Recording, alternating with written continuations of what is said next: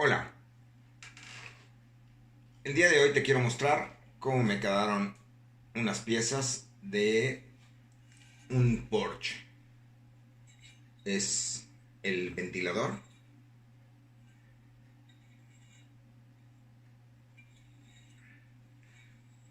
En este caso el cliente quiso que el acabado fuera con textura.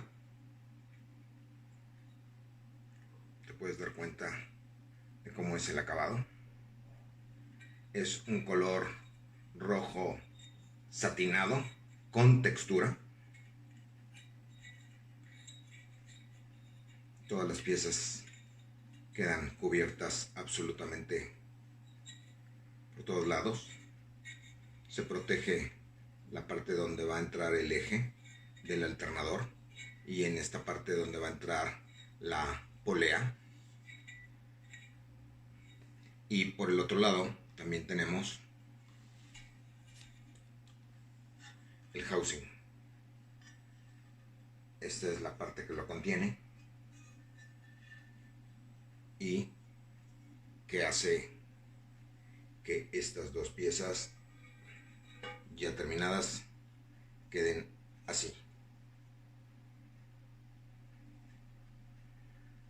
No quería dejar pasar el día de hoy sin que vieras un trabajo como los que realizamos. Espero que cuando tengas un proyecto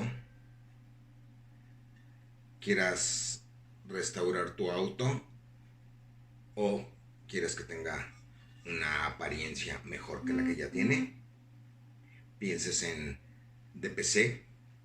Estamos a tus órdenes. Somos especialistas en aplicación de pintura en polvo o powder coat y cerámicas para sistemas de escape y diversas aplicaciones. Estoy a tus órdenes.